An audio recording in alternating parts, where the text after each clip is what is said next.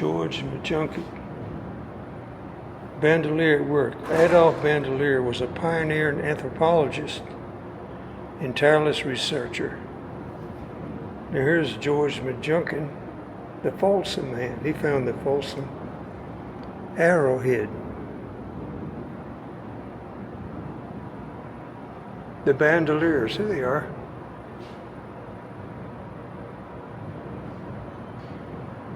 Was among the first anthropologists to study Native Americans in the Southwest.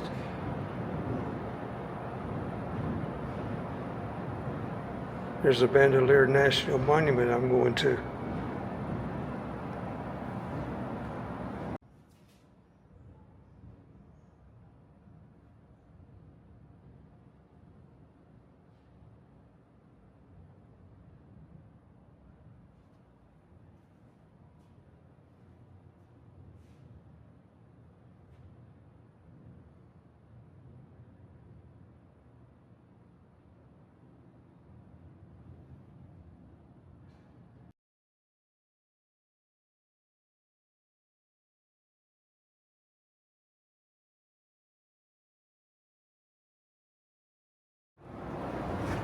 Look at this Eastman Kodak here, number 2, 1902.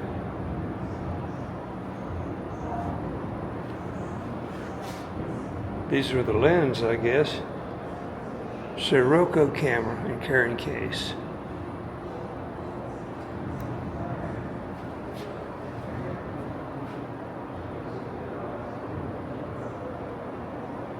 Now that's a big portrait right there.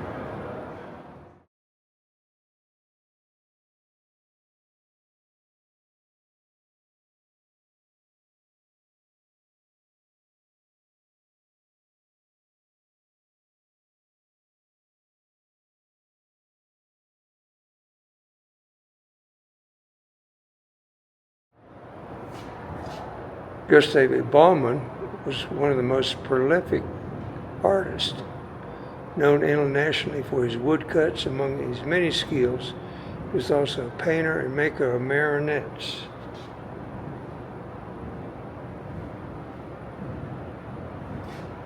Here's one of his paintings right here.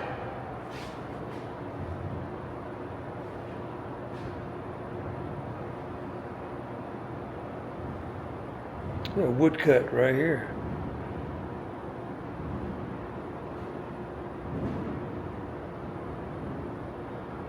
Here's the woodcut, here's the final result.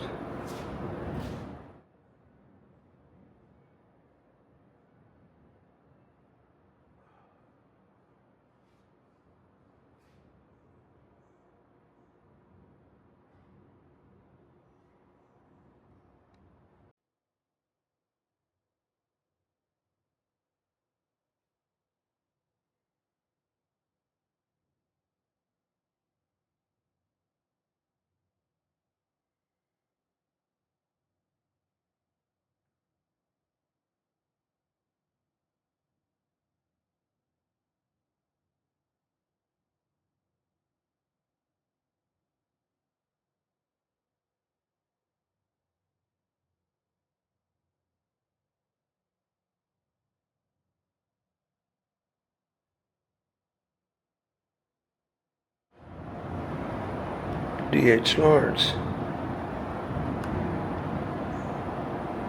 Paraphernalia. His satchel, 1920 to 1940. And what did he have in it? These goodies right here, I guess.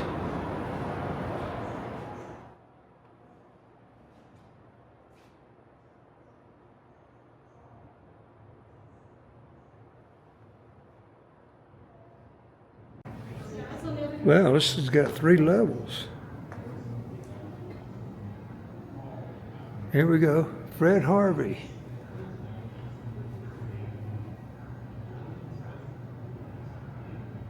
Before Fred Harvey, only the most intrepid travelers visited the American West.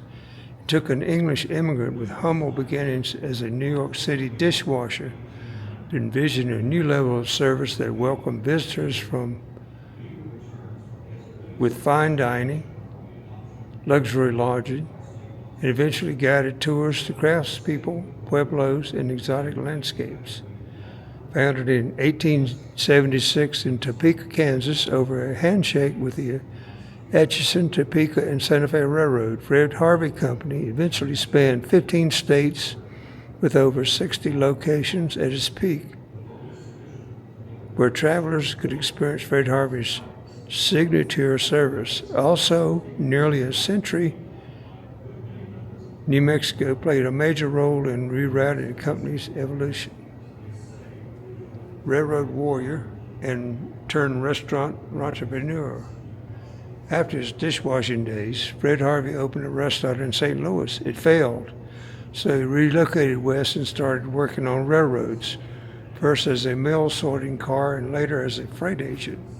His travels showed the needs for a new level of service for all rail passengers. In 1876, he luckily aligned himself with the railroad that would race to lay tracks into New Mexico and beyond. Harvey opened eating houses and hotels across the Southwest, setting standards of consistency and quality. Upon his death in 1901, his will directed that the growing company continue for another decade as if he was sure alive.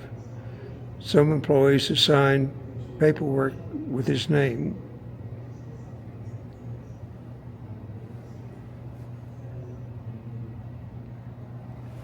Here's the Fred Harvey House in Topeka. Born in 1835, Fred Harvey immigrated to the United States as a young adult. After losing his first wife and 2 children to scarlet fever, he married Sally Barbara Mantis. In 1863, the couple had 5 children after settling in at Leavenworth, Kansas. In 1881, he opened the first Atchison, Topeka, and Santa Fe eating house in New Mexico at Raton, Deming, and Lamprey. He laid the groundwork for further network locations along rail lines. Harvey started teaching the business to his eldest child, Ford Harvey, who took over in the 1890s. Ford ran the company from Kansas City for more than 30 years.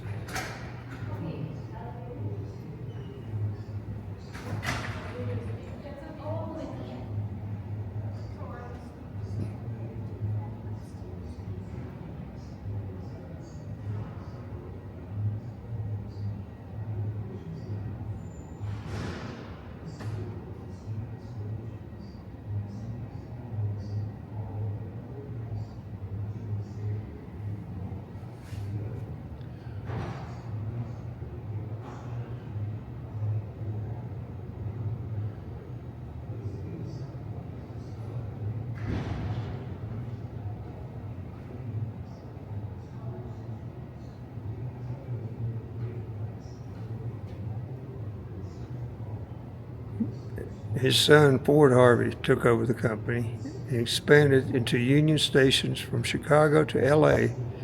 and built large trackside hotels.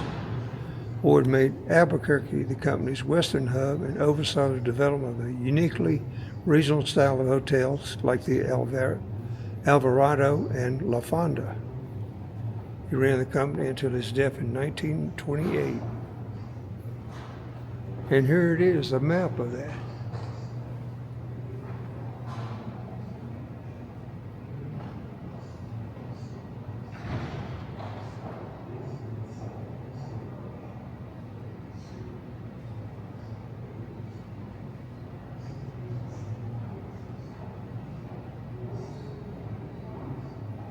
He had the Alto Bar and the Bright Angel Lodge at the Grand Canyon.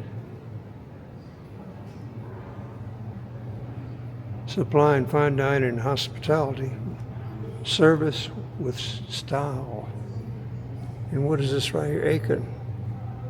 The Wild West still raged in New Mexico as the Atchison, Topeka, and Santa Fe began chugging through the territory. With the railroad came Fred Harvey and his vision of proper hotels, fine dining, and consistent service. Starting in 1879, Fred quickly opened up 3 eating houses and took over development of the Hot Springs Hotel in Las Vegas, New Mexico. The company oversaw the completion of a new health resort, Montezuma Hotel. Within a few years, New Mexico boasted 9 eating houses, and Freddie Harvey empire expanded all the way to California.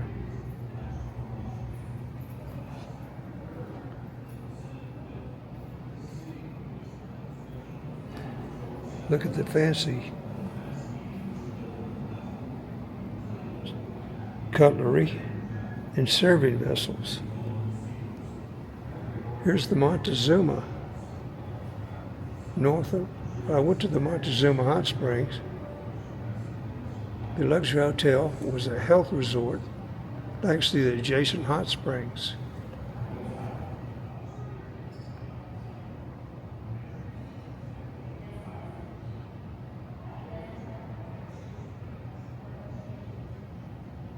In January 19, 1884, a fire in the gas generating system destroyed the all-wooden hotel.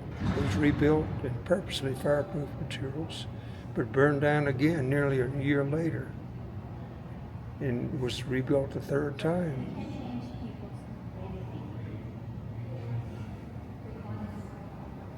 The Harvey girls.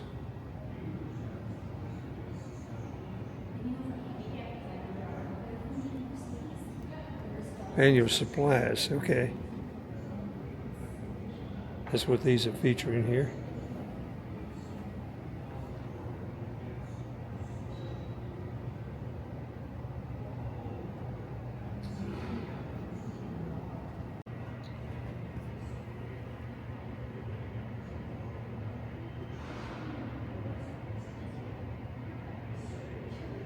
The Harvey girls, bringing good food and young women west.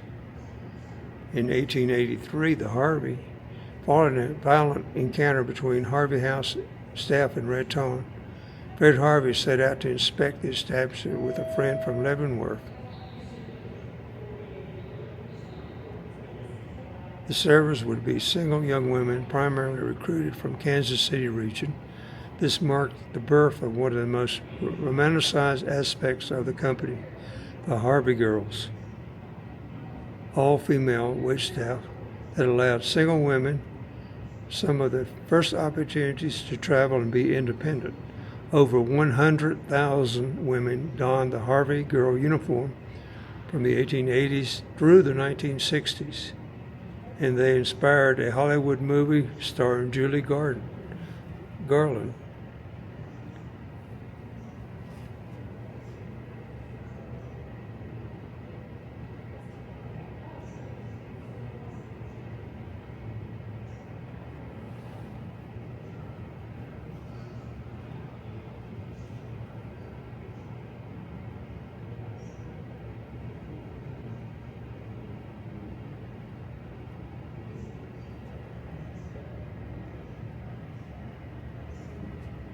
They had that black and white uniform with the aprons.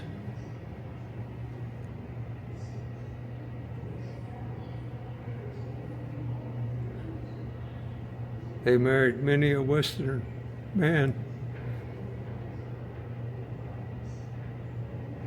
The most distinctive marker of the Harvey girl was often her uniform. For each service, the company gave the woman a newly clean and freshly starched dress and apron. If uniforms were scuffed or soiled, the women were required to change. Uniforms sometimes varied slightly from house to house and evolved with the times, but the attention to detail and crisp appearance remained consistent. In New Mexico, after the Great Depression, the company first allowed regional costumes, colorful dresses, with hoop skirts and embroidered tops.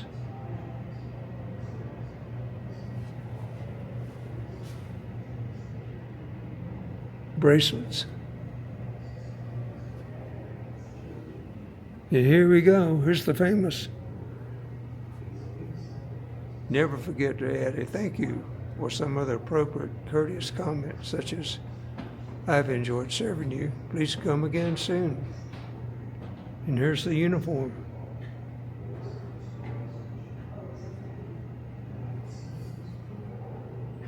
A Harvey girl hair a bow tie.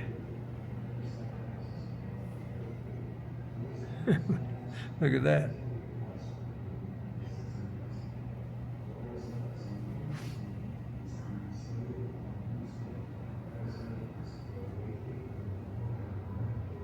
Troop trains.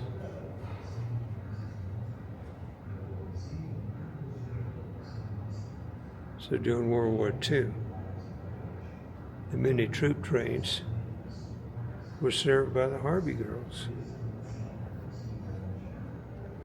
The Alvarado.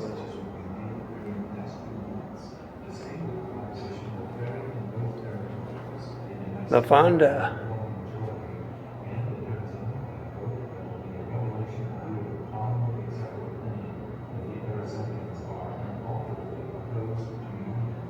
So the La Fonda is now a spa. Mary J. Coulter, born in Pittsburgh, Pennsylvania, raised in St. Paul, Minnesota, worked as an art teacher before the Fred Harvey Company hired her to design interiors in buildings that became some of the company's most beloved.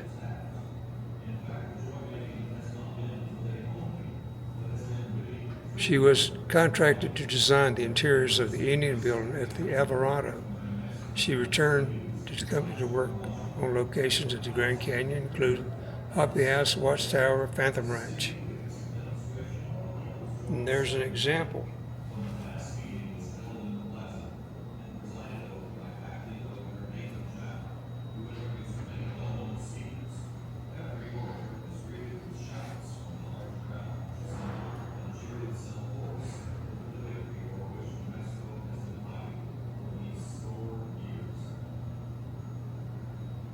Here's the La Fonda, 1930. Lured by the arid climate and the high altitude, Brazilian-born, New York-educated John Galmin arrived in San Diego as a tuberculosis patient in 1920. He recovered at the Sunmount Sanatorium. Trained back east as a civil engineer, his career as an architect started here. One of the first big renovation projects was the La Fonda. He embraced the hotel's Spanish Pueblo style, designing additions that mimicked the look of a multi-story Pueblo village.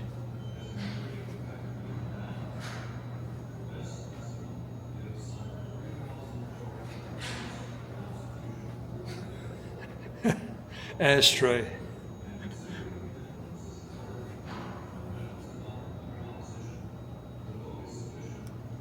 La Fonda's interiors, under Mary Coulter's direction, reflected the work of many local artisans. Distinctive accents included wrought iron work to fabricate forelimbs. Example right here.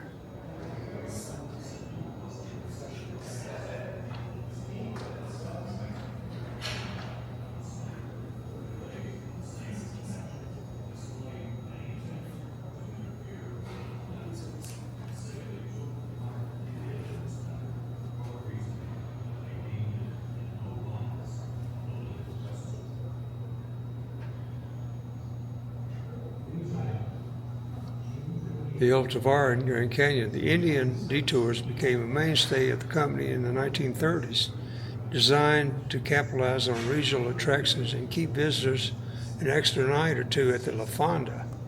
Tours offer transportation and expert guides to various places, including pueblos and cliff dwellings.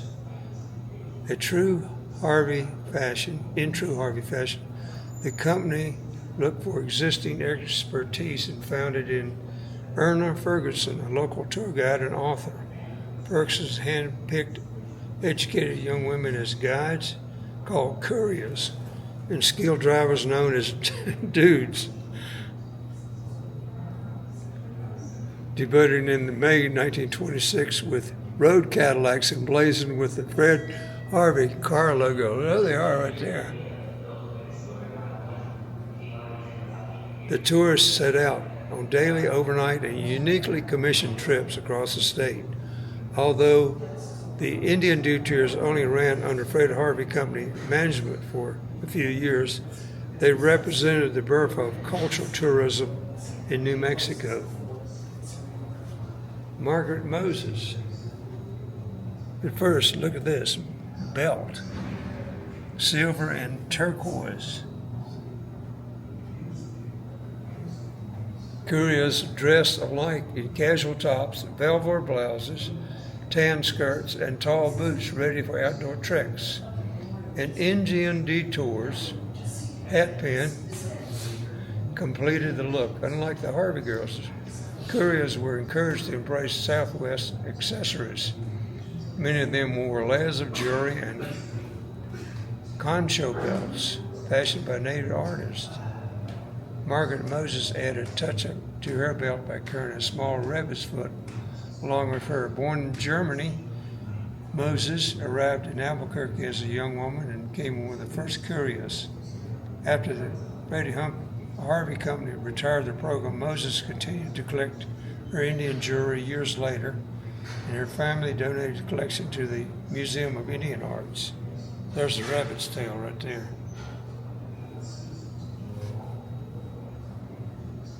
Indian tourists traverse hundreds of miles, taking tourists to remote locations in luxury cars.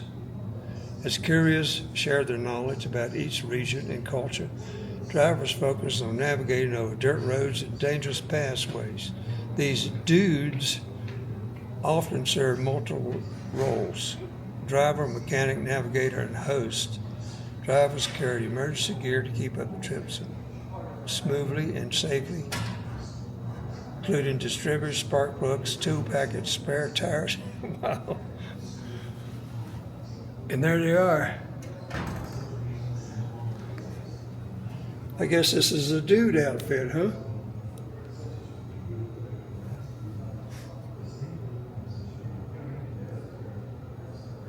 There's the cowboy shirt, the handkerchief. The shadow of the cowboy is with the curious. He is the driver behind the wheel. Picturesque figure in a 10-gallon hat. There's his 10-gallon hat. Old Roy. Riding breeches, blue velveteen shirt, and orange handkerchief. For many who still think the West is a cowboy country, these drivers make a direct addition to the picture. This is a driver's license or duty pass, one or the other. Amelia Toots McPhee. I like that name. Here she is. Some accounts of Amelia Toots McPhee as one of the first 8 women to sign with the Ferguson as a courier for the Indian detours. Born in Las Cruces, committed to learning about people and history, McPhee presented the program ideal: young, attractive, informed, enthusiastic, along with a fellow courier, Elizabeth D. Huff. She authored the bulletins issued to new recruits explaining the trips, local history, answers frequently asked questions.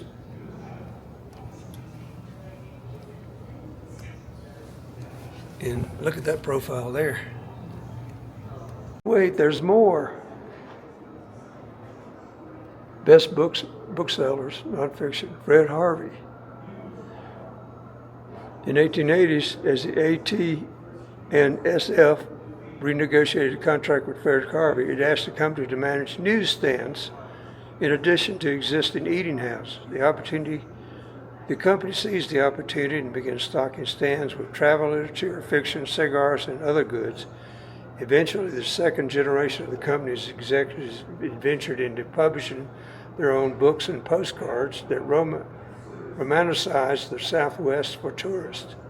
John Huckle added some of the most recognized of these books American Indians, first families of the Southwest, which featured color plates of New Mexico and Arizona. Native Americans paired with text depicting their daily lives with a touch of mystique.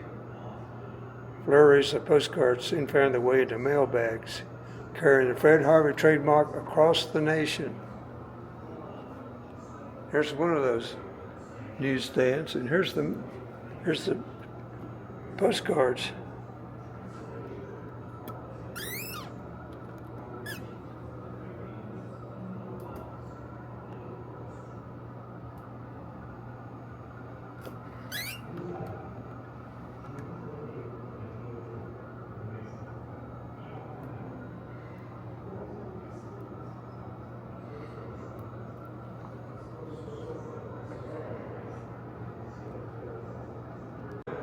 Indian Building. Once the Alvarado Hotel opened, tourists strolled from the trackside directly into the hotel's museum and shop called the Indian Building. Mayor Coulter designed the interior spaces that were lavishly outfitted with stacked shelves and tables bearing contemporary and historic pieces, curated by Herman Schweitzer. From the beginning, he welcomed scholars and museum professionals across the country to study the collections. Artifacts available for study in those were purchased ranged from small hand-stamped brooches and Spanish retablos to large Navajo rugs and Pueblo pottery.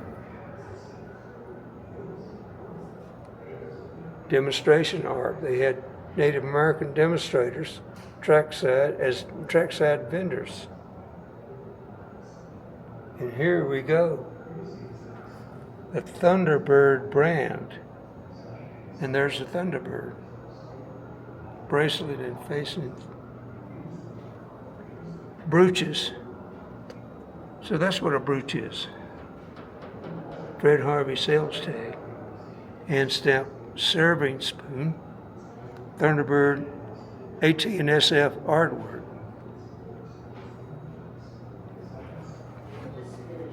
Minnie Harvey and John Huxell. Minnie Harvey, Fred Harvey's oldest daughter, traveled with her family to the Southwest, and as a young girl remained connected to the region for the rest of her life. She married John Huxell in New York, and the couple relocated to Kansas City.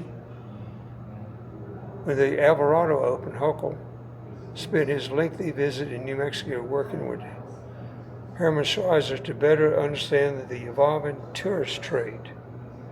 There they are right there. John Huxell is left, and Mr. Schweitzer is on the right.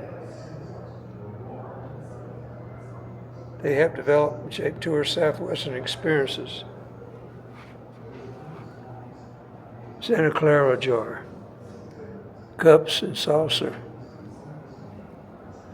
And here he is right here. Herman Schweitzer. Shortly after immigrating from Germany in 1885, 14-year-old German Herman Schweitzer displayed an entrepreneurial vision.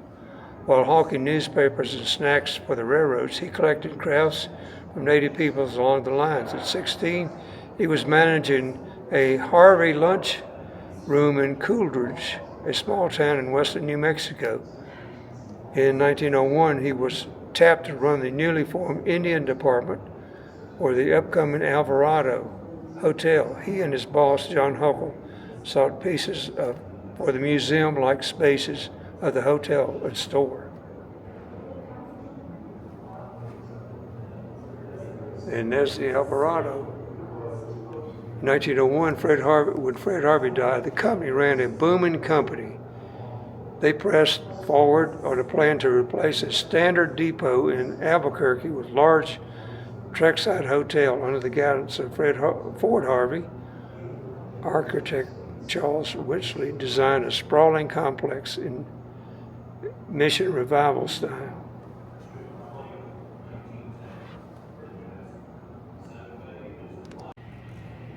The railroad, AT&SF, working on the railroad. Look at those hats.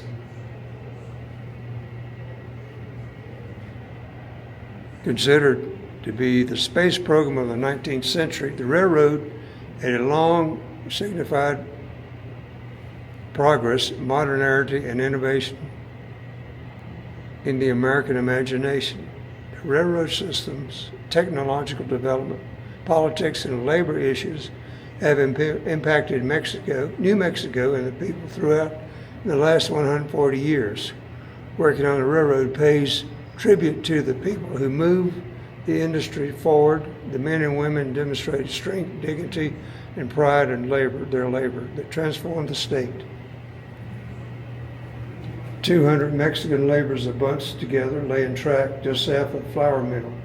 It was a blistering hot day, and the water boys, of which they were about half a dozen, were leading the strenuous life, attending to the thirst of the swarthy, grimy, sombreroed men who were laying the tracks. The thousands of people, young and old, who worked on the railroad labored in a variety of skilled jobs. Some of this work was considered menial due to their position on the occupational hierarchy. Workers laid the track, others drove the machines, and many more cleaned out cars. They welded, fabricated parts, assembled and repaired engines. They loaded cars with goods and material and produced in nearly every part of the state. The men and women worked under harsh conditions with little protective gear compared to today's workers. Weather often made the job difficult, worse. People worked on the hottest of summer days and through the freezing winter snow. Workers carefully avoided accidents at every turn, although serious injury or even death was a reality for some. With so many people in need of a good job, companies saw that their labor is expendable and replaceable. Here's the housing. I guess it's a railroad car.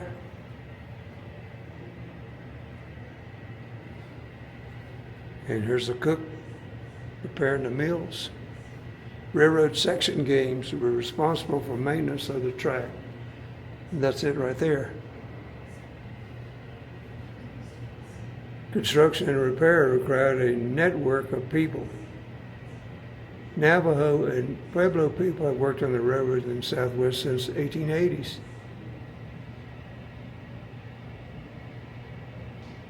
There's a railroad gang here working.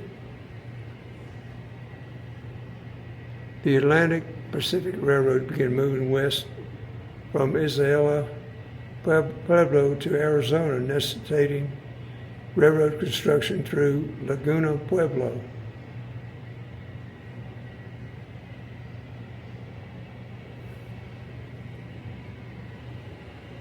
Building a trestle.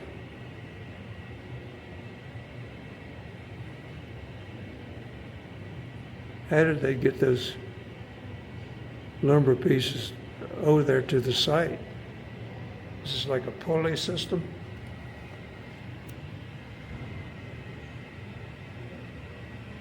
Must be a big boulder being moved.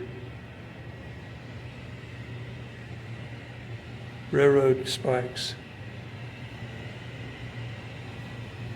Although railroads and railroad labor connected parts of New Mexico like never before, the industry was connected to the United States with Mexico.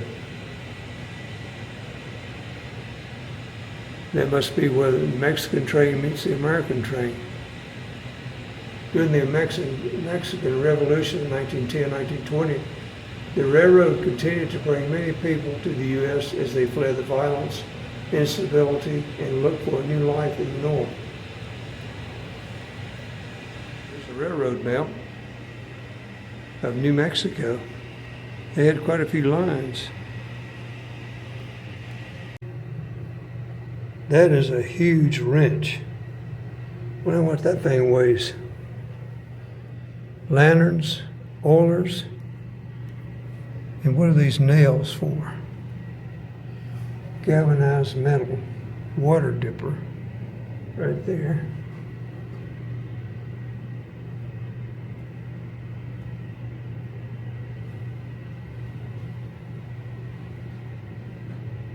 This is a railroad oiler. Non-sweating switch lamp with wind-proof doors right there. Machinist steel hammer. What'd you say? Railroad tie dating nails. Oh, okay. These nails were used to date when the ties were put in.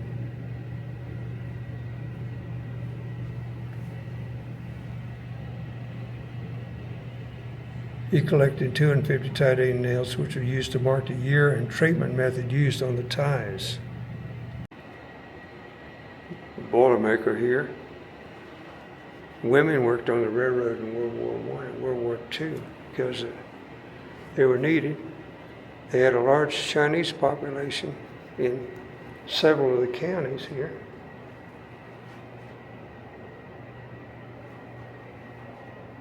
There's the Chinese.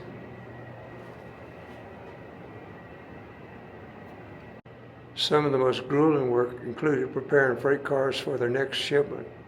Workers cleaned out each car so that the next load was transported in a sanitary environment, free from any contaminants from prior shipments, where the contents of each shipment contained explosive, bomb fins, assemblies, livestock, or feed.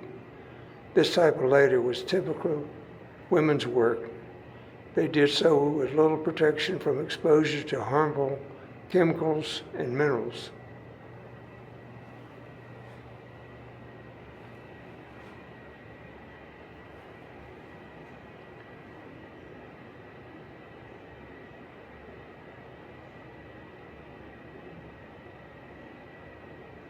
Prior to 1960, work was usually segregated. People did specific jobs due to racial and gender discrimination. The rail industry in New Mexico benefited from the multitude of diverse workers.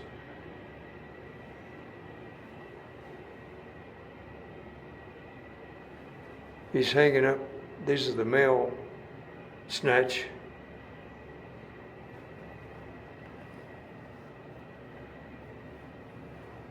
The primary method of communication along the railroad tracks required coordination between a dispatcher, telegraph operator, and the conductor to ensure the proper and accurate railroad control. Operator handed up orders written on paper that were attached to a bamboo loop, either with a metal clip or a string. The train passed and the conductor would stick out his arm through the hoop and quickly retrieve the message. The operator would have to find the hoop, and it was usually thrown to the side of the passing. Once the message was received, the train orders dispatchers called the extra trains in sections, authorized work trains, issued timetables, and sent warning to track conditions and accidents. Everything had a lock on it.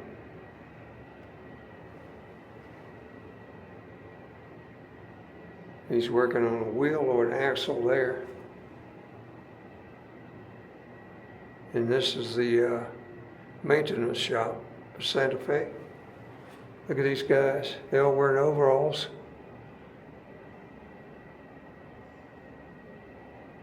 Got a little bit of grease on them.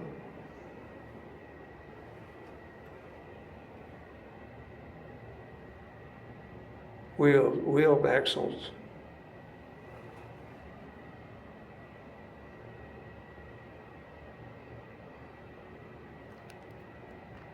Look how they lifted this huge locomotive. Can you imagine how much that thing weighs?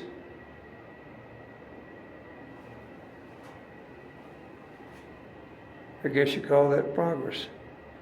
A significant change in New Mexico's rail industry took place in the immediate post-World War II period. The passage of the Federal Aid Highway Act in '56 proved to be one of the most significant setbacks for the future of the rail industry.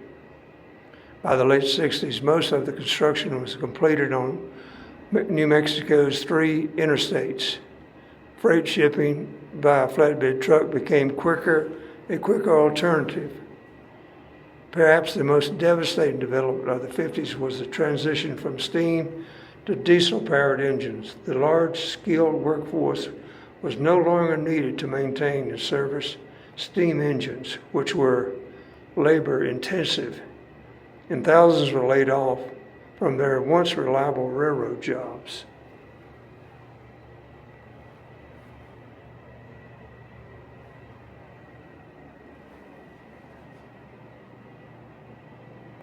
Loading logs, loading livestock. This must be the office guys. There's a depot, they're loading something in sacks. And a nasty wreck right here.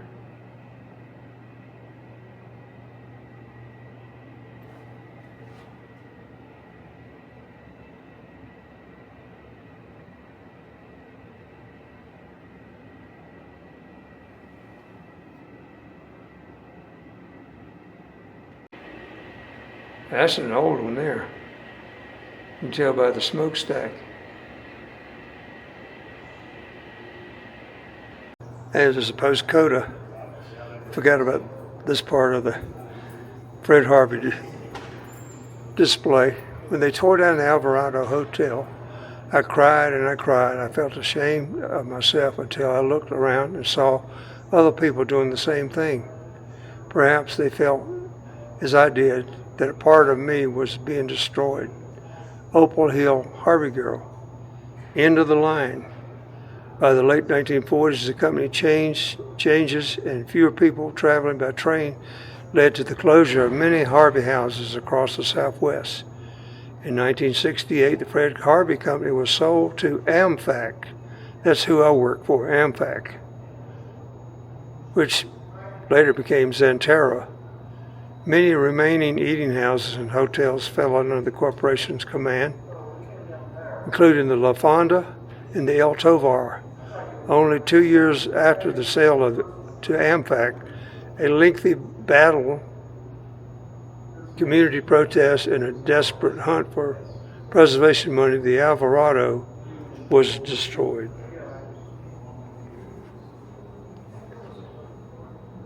Collecting, preserving, reviving the Fred Harvey legacy. Modern conveniences eventually replaced Fred Harvey travel experience, leaving it to collectors to hang on to and preserve items that help define it. Spoons tucked into pockets, brochures left in suitcases, jewelry stamped with Thunderbird symbol. From museum and libraries to Fred Harvey descendants and Fred heads. I've heard that before. Coast to coast, these collections help feed and revive the interest in the company history. Nearly every Harvey house that once stood in New Mexico is gone, but remnants of the glory days can be seen at La Fonda and the Belen Harvey House Museum and the Castaneda Hotel in Las Vegas. That's where I went.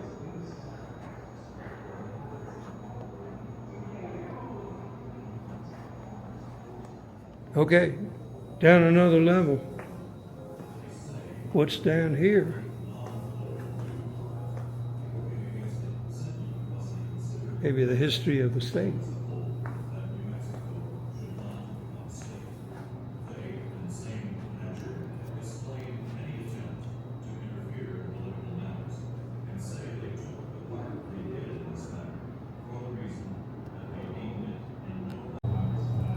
And look at this, the old Capitol building. I, therefore, William Howard Taft, President of the United States of America, declare and proclaim that the admission of the state into the Union is now complete.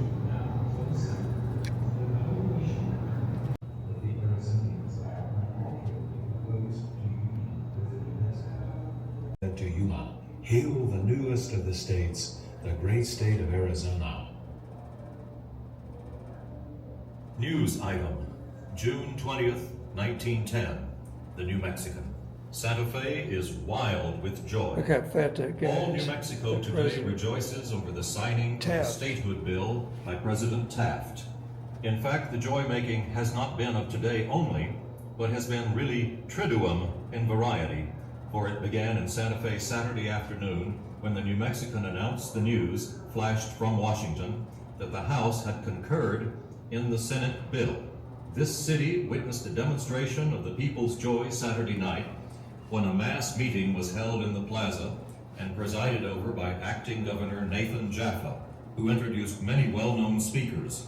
Every orator was greeted with shouts from the large crowd which assembled and cheered itself hoarse over the victory for which New Mexico has There's been a fighting pen. for these score Statehood years. Proclamation and a bilingual constitution. News item, August 19, The territorial 1911. seal, The New Mexican. the state Santa seal. Fe's wild with joy.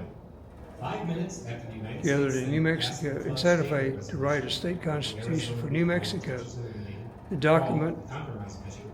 The final Senate document passed largely the protected the voting interests of on people in power, and women were denied the bulletin was vote, posted at but it was 4:19 published in p.m. Spanish and English 5 minutes and required school teachers to learn both languages.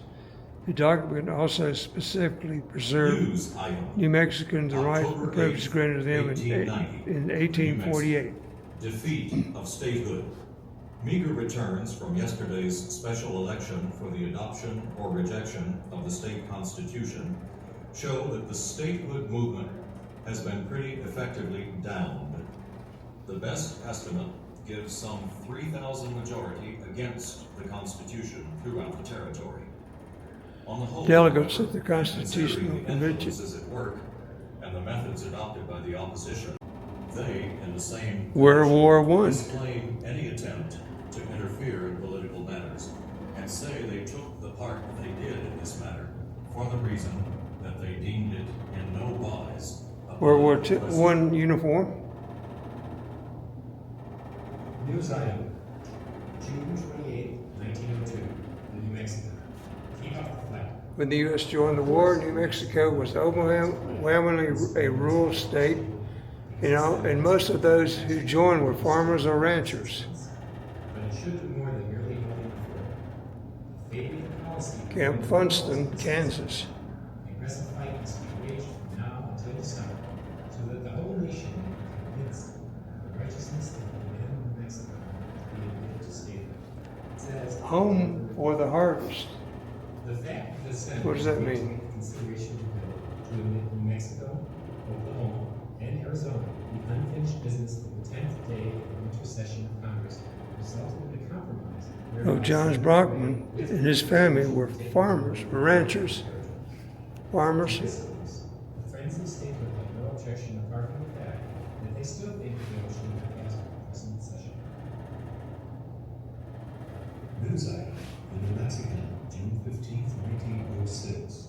The hopes, the work, the prayers of 50 long years.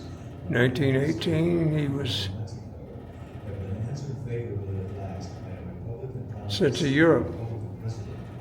The courtesy has been extended to the people of New Mexico and Arizona. November 27th. Themselves whether they would accept statehood now that Brockman was not sure whether he was allowed to tell his family exactly where he was. bestowed upon any people He made it clear from folly. his unit pulled back from the front lines. That was after the For single statehood for New Mexico. war ended. Its present name until the last ditch is now ready to lend its voice and its influence. The First World War. Look at this. Whatever it is shot up big time. Bullet holes everywhere.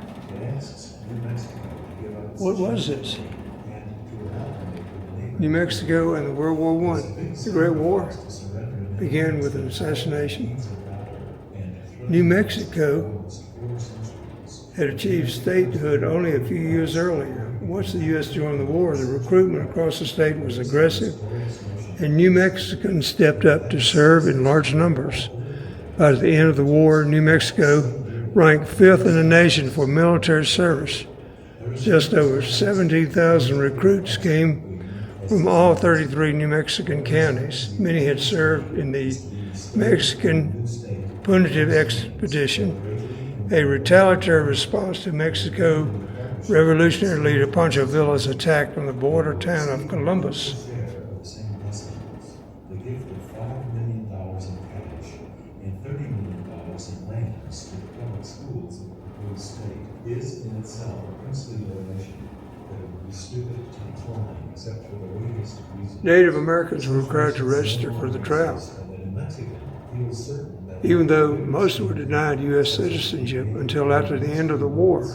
the statehood proposition will carry More than 12,500 Native Americans served the Great War, and in Arizona, more than half as volunteers. the commonly accepted opinion that the Arizonians are unalterably opposed to union with New Mexico. All that it Buffalo soldiers on the border.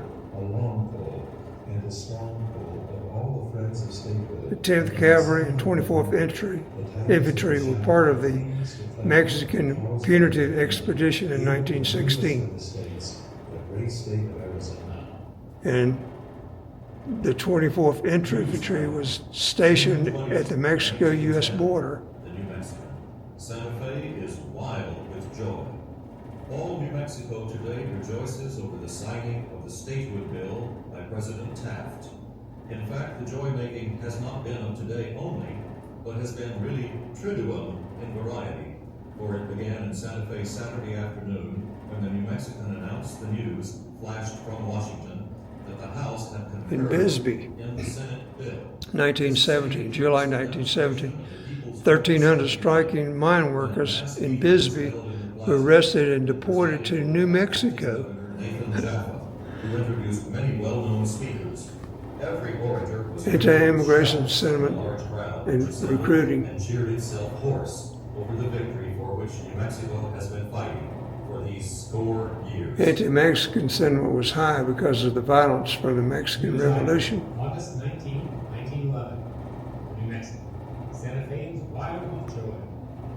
Of the New Mexicans who served in the war, more than half were Hispanic. The Arizona people, judges of the game, called Congress. The Mexican whistles spread Of the state constitution, working against it. Here we go, the because they insurrection at the border. for the people as a whole. In 1960, the Mexican Revolution was in the 6th year south of the U.S. border. Pancho Villa and his army of Pistillos were one of several groups striving for power. American arms dealers sold them weapons, but the U.S. government favored one of his rivals and the arms shipment stopped. News item. June Perhaps 28, in retaliation, Villa ordered 500 men across the border to raid Columbus, New Mexico. It was the only invasion of the continental United States in the 20th century. It was Statehood bill for 6 months, but it should do more than merely holding the fort. Pancho Villa was a freedom fighter Win no laurels or a petty dictator, a murderer or a liberator, depending on one's point of view. so that the whole nation may be convinced. For his role in the Mexican Revolution and his defiance of the United States, he remains a national hero and symbol of resistance to many Mexicans and Mexican Americans.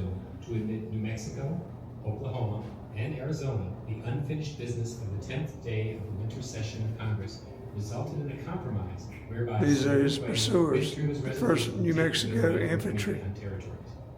And there he is, John J. Blackjack Pershing, From the fact that they still think the bill should have been passed. who later became the U.S. commander of the Expeditionary Force in New Europe. Mexican, June 15th, 1906. The host Pancho Villa's death mask. bears a 50 In long 1920, years Francisco Pancho Villa retired from his ventures as a general, revolutionary, and bandit. 3 years later, Congress. he was assassinated in Parral, Mexico. Extended to the people of New Mexico and Arizona. to Ballista's decide for revolver themselves was whether they reported would accept recovered from slavery now that it has been offered to them. To refuse Columbia to give raid. the greatest that can be bestowed on The raid on anyone Columbia, would be nothing short of Columbus, folly. March 9, Which 1916. has taken the patriotic stand for They burned the self-esteem business of district, Mexico. killed 18 Its people. present name is Soldiers the from a last nearby stage. army It's camp not raced allowed to the to fight and drove off the its raiders. influence for the The acceptance main of the result United was to States turn Columbus into a military boomtown. under the conditions of the health John just passed. Pershing and more than 6,000 soldiers made the town their main base for the expedition against All they have ever Villa. asked in connection with statehood and even more. On the other hand, it asks New Mexico to give up its cherished name and to amalgamate with a neighboring territory. It is a big sacrifice to surrender a name that has been hallowed by deeds of valor and thrilling events for almost 4 centuries. But New Mexico Look at these is willing to gloves. pay the price in order to become an active and an essential part of the greatest and most glorious nation on the face of the earth, and to have its citizens enjoy all the political rights and privileges bought so dearly by tremendous sacrifices in blood and treasure. Arizona is not asked to pay as heavy a price for the boon as is New Mexico. Here's For another Arizona's beaver hat. euphonious name is to be bestowed.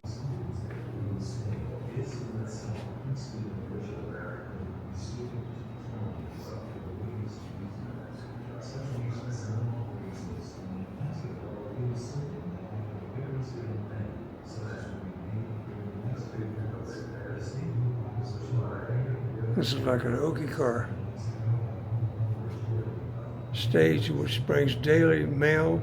Oh, it's a delivery vehicle to the post office, to Pie Town, New Mexico. I've been to Pie Town.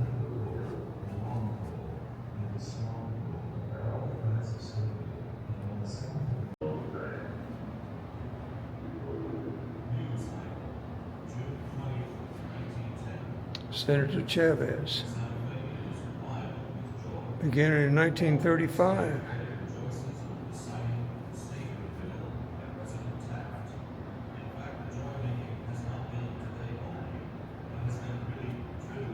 Federal government had public works of art project, which helped a lot of artists have work.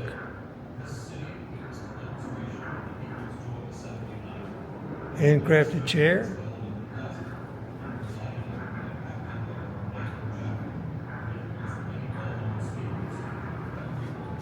Columbus phonograph, 78 RPMs, 1915, 1920.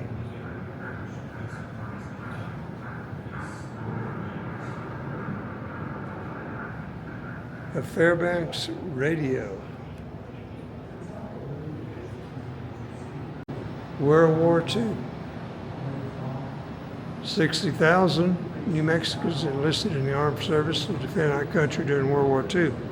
Soldiers from New Mexico slew some of the first combat in the Pacific and suffered heavy casualties. New Mexicans learned the cost of the early struggle.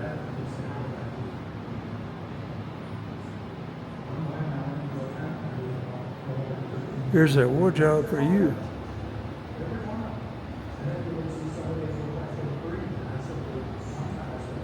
Railroad workers.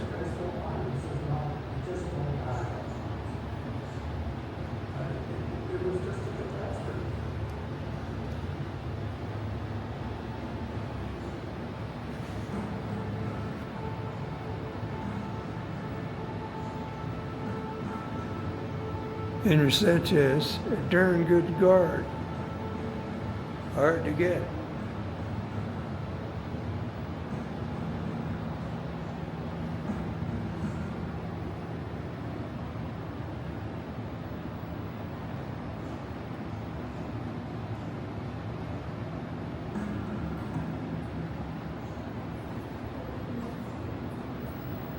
On the airplane, as we were riding to Detroit. And there's the dance.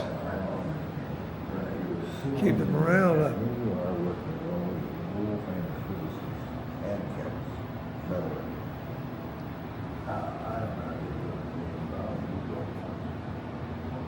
Don't you watch how I start like so? It really is my best. I'm probably the two good guys in the whole deal of public forward. This is in South Pacific.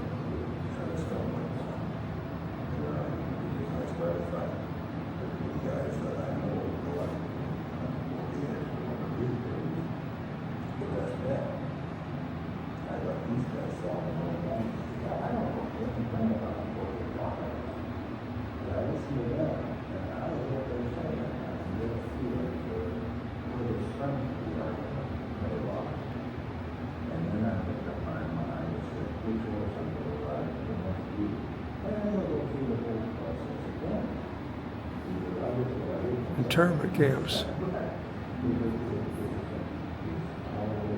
New Mexico had 3, Lloydsburg, Fort Stanton, and Santa Fe.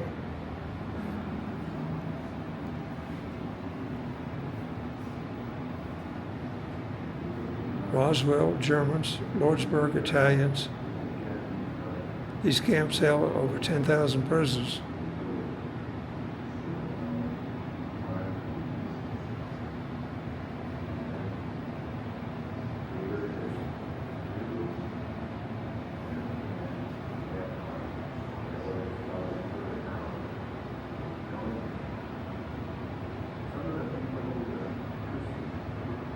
Red Cross benefit dance.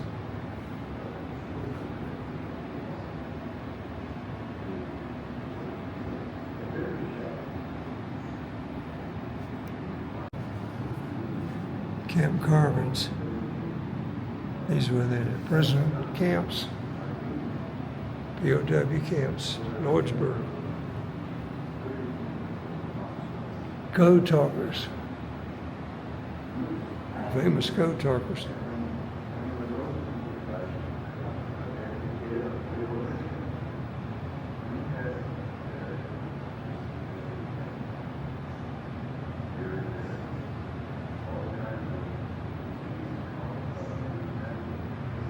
The code was never broken.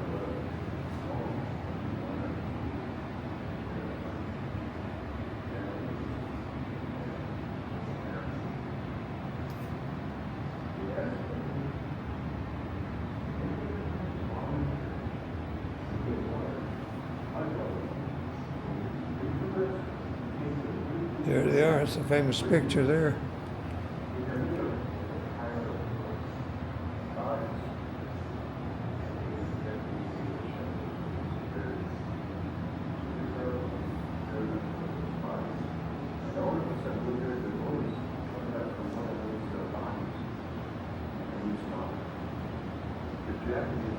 These were the men who were in the Bataan Death March. 1,800 men of the New Mexico National Guard were called into the Army and sent to join the other troops in the Philippines. In April '42, the Japanese captured the islands, forced on a 70-mile trek to a prison camp. The men suffered from starvation, disease, and brutality of the captors. Only 900 lived to see their liberation in 1945.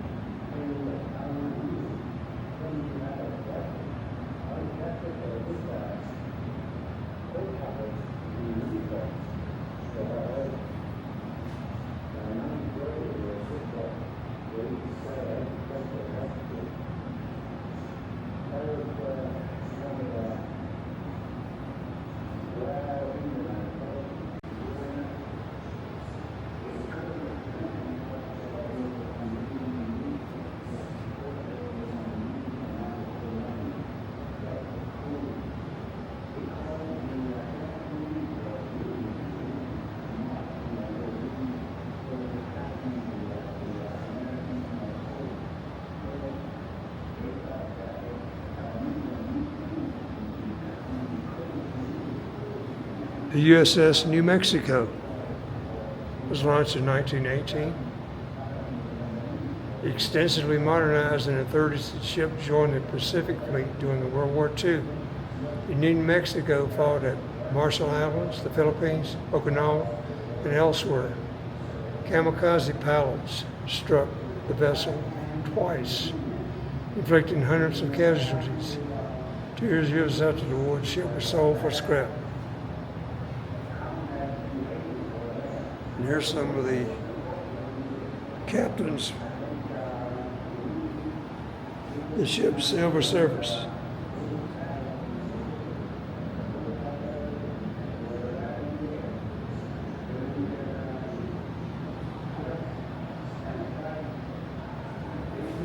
Look at this one. It's like a Pueblo. I guess this was the USS New Mexico, as it was damaged during Pearl Harbor.